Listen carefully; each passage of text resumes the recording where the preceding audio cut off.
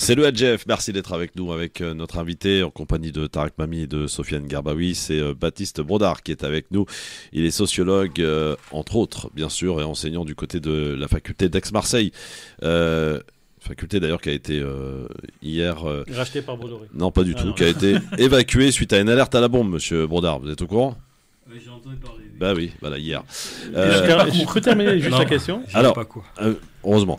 Alors, donc, je rappelle donc l'action sociale musulmane en Europe, c'est le titre de l'ouvrage chez l'Harmattan, paru au mois de juin, et c'est pour ça donc vous êtes là aujourd'hui. Alors, on vous a bombardé de questions. Sofiane, tu souhaites terminer ta question ? Oui, la question. Donc, interpellé par le titre. Voilà, j'étais interpellé par le titre, et après, ce que je disais, est-ce que ce qu'on appellerait l'action musulmane, parce qu'on dit musulmane, parce que l'islam est devenu un repère identitaire pour une certaine frange de la société française, enfin une partie de nos compatriotes. Et est-ce que le fait que ça devienne un marqueur identitaire, ça implique forcément une pratique beaucoup plus importante dans le social qu'il n'y avait par avant? Ce sont trois questions centrales à l'ouvrage, donc je vais essayer de répondre. Comme quoi on est bon alors. Ensemble. Oui, on est tout à fait dans le thème, et merci beaucoup pour ces réflexions très importantes. Peut-être je vais commencer par la dernière. Le titre Action sociale musulmane, c'est un concept qu'on propose, que je propose parmi d'autres en Grande-Bretagne. On appelle ça Islamic Social Work, qui est l'équivalent finalement d'Action sociale musulmane, pour se référer à un engagement caritatif qui est fait au nom de l'islam. Après, qu'est-ce que ça veut dire ? Ça dépend beaucoup des motivations individuelles, et c'est aussi l'histoire d'un militantisme communautaire musulman qui a eu lieu en Europe avec ce qu'on connaît de tendances des années 80, 90, 2000, qui ont été assez influentes, surtout auprès des jeunes musulmans de deuxième génération, et qui continue plus majoritairement dès la fin des années 2000, donc vers tournant 2010, vers une action caritative, sociale, mais au nom de l'islam. Donc effectivement, pour certains, ça pose la question, pour d'autres même, ça dérange. On se dit en France, pourquoi doit-on mettre le label musulman sur une action sociale finalement qui profite à tout? Il y a bien parce catholique, mais en réalité, catholique, exactement, en réalité, historiquement, déjà, le travail social était lié à l'Église catholique pour sa grande majorité pendant très longtemps. Et beaucoup pour les protestants.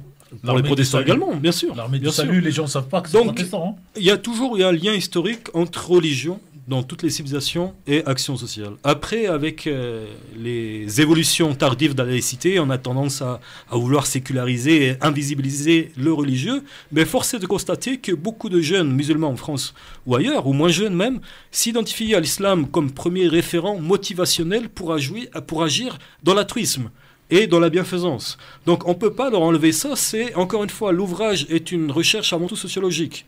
Donc je ne fais pas de propos normatifs sur ce qui devrait être ou pas, c'est pas le thème.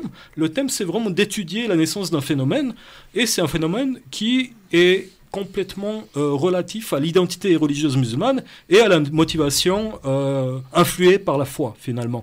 Pour ces jeunes musulmans qui, à un moment donné, ont décidé de mettre en pratique les injonctions de leur foi dans la société, en aidant des sans-abri, en donnant du soutien scolaire aux jeunes des quartiers défavorisés et en faisant d'autres prestations. Donc c'est pour ça, simplement... Très généreuse cette communauté d'ailleurs, hein. Oui. Très généreuse, on parlait tout à l'heure, avec son rôle en Grande-Bretagne, notamment en étant la communauté qui donne le plus, malgré un statut social plus défavorisé que les autres. Ouais. Donc c'est une communauté qui donne énormément, mais on peut aussi le comprendre dans le fait que dans l'islam, parmi les injonctions principales, figure l'altruisme. Oui. Sans parler de la zakat et le mal, bien sûr, mais au-delà, il y a aussi tout le fait de vouloir pour les autres ce qu'on veut pour soi-même et d'être enclin à agir dans la société positivement, en particulier en faveur des personnes pauvres. Il y a des causes quand même qui sont plus favorables aussi. Je veux dire, quand on parle de la cause palestinienne, par exemple, ça parle évidemment à énormément de musulmans.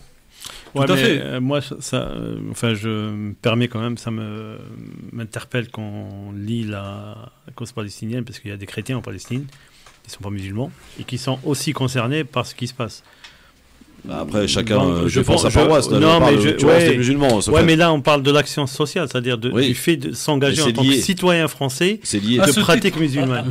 On ne parle pas de Palestiniens ou... Oui, mais peut-être avant, j'aimerais répondre à la première question de Christophe, justement, qui est en lien avec ça, mais indirectement. Parce que le lien indirect qui a été fait, et c'est très grave en France, un peu ailleurs en Europe, mais surtout en France, et le lien très rapide entre le Hamas, donc les frères musulmans, donc par extrapolation, les associations musulmanes de France. Et les musulmans tout court. Oui, les musulmans tout court pour certains, oui. Et les musulmans tout court à la fin. D'où ça vient? Ça vient de certains travaux, notamment de Gilles Kepel, aussi de Florence Forestier. Bergeau Blackler. Non, parce qu'elle a fait des écrits aussi. Tout à fait, mais c'est extrêmement problématique parce que quand on écoute aujourd'hui certains politiciens, ils reprennent exactement les théories qui ont été écrites ces dernières années par ces quelques professeurs ou ces quelques académiciens experts qui... Non, mais avec comme chef de file Kepel, pour faire simple. Oui. Et tout cela, c'est, j'allais dire, comme dirait le président Macron, c'est le ruissellement Kepel développé. Par contre, ces personnes-là reprennent directement des arguments très problématiques sans aucune preuve, qui sont contestés dans l'ouvrage sur une base empirique, méthodologique. Exemple, les associations qui sont traitées dans cet ouvrage sont nommées. Elles ont une historique et elles sont indépendantes des frères musulmans. Elles ne participent à aucun agenda. Je ne dis pas qu'il y a un agenda des frères musulmans par ailleurs, mais dans le cas actuel, elles n'ont aucun rapport avec les frères musulmans, ni quelconque organisation, puisqu'elles viennent du terrain, elles viennent de la base, elles viennent d'initiatives de jeunes musulmans qui ont voulu mettre en pratique leur foi en créant une association qui prépare des sandwichs et qui distribue dans la ville de Paris ou ailleurs, et qui sont finalement accusés très rapidement de faire partie d'un complot généralisé. Alors, si je peux me permettre, il y a deux associations qui ont subi des coups, y compris par la fermeture de la compte bancaire. Le CBSP, ancien, qui aujourd'hui s'appelle Humanitaire, parce que dans CBSP, il y a le mot Palestine. Et donc, c'est associé aux frères musulmans et au Hamas. Et la deuxième, c'est la deuxième association. Baraka City. Non, c'est Emanapil qui a subi l'année dernière, elle n'a pas fait beaucoup de bruit, mais qui a été bloquée de fonctionnement pratiquement pendant 8 mois. Tous les comptes ont été épluchés, le Quai d'Orsay, ministère des Finances et tout, parce qu'elle travaille à Gaza. Et donc, en fait, ma question des journalistes, est-ce qu'il n'y a pas un lien de qualification, de dégradation de cette action sociale sur des bases politiques et politiciennes? En tout cas, il y a une extrapolation qui n'a pas lieu d'être et qui finit par mettre dans le même panier énormément de cas qui n'ont pas grand-chose à voir avec les autres. Pour rester dans mon aire de compétence et parler du terrain sociologique, ici toutes les structures sont citées, mais il y en a beaucoup d'autres, elles sont strictement indépendantes.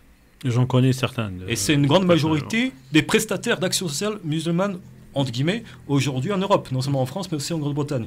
Donc, faire apparaître un lien problématique sur des projets qui sont complètement indépendants relève d'un amalgame très grave, surtout dans les temps particuliers. Ouais. Après, il y a une autre problématique aussi actuellement qui est liée à la Palestine et au traitement très particulier qui est fait au niveau médiatique et politique, mais c'est encore un autre problème. Et si, dans ce cas d'action sociale musulmane, des associations sont effectivement sous écoute, sous surveillance, voire fermées, sur la base d'accusations complètement mensongères, alors qu'elles ne font que du caritatif. Peut-être un exemple concret, cher Christophe et cher monsieur Brodard. D'habitude, quand il y a une catastrophe quelque part, ces associations de l'action musulmane nous contactent pour faire, et écoutez bien, parce que c'est grave, pour diffuser des spots, pour faire de la collecte. Or, depuis le 7 octobre, aucune des 4 ou 5 grandes ONG donc de l'action sociale musulmane n'a approché la radio pour une communication quelconque de collecte. J'ai appelé 1 ou 2 présidents et la réponse est claire. On préfère ne pas demander, ne rien faire et puiser un peu dans nos caisses, parce que si on venait à diffuser pour dire donner pour Gaza, ça devient donner pour le Hamas, apologie du terrorisme. Alors, juste, poser une question. Alors, je poserai... Non, mais je vais essayer de pas... Dans le même sens. Dans le même sens. Le Croissant Rouge musulman, donc il est aussi... Il n'y a pas en France.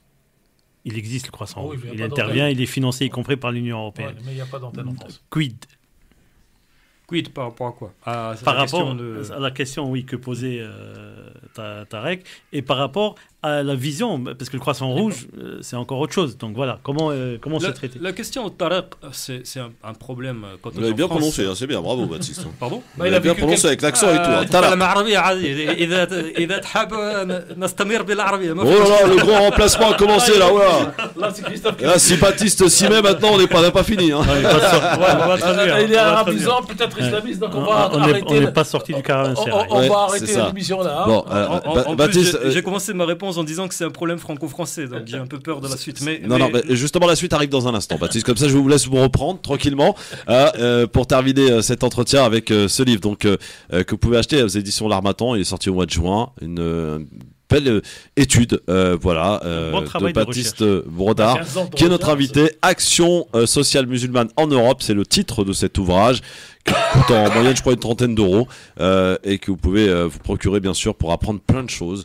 Des études très intéressantes qui ont été faites dans cet ouvrage. On y retourne dans un instant, juste après la petite pause sur France Maghreb 2, dans le LGF. Baptiste Brodard, notre invité sur France Maghreb 2.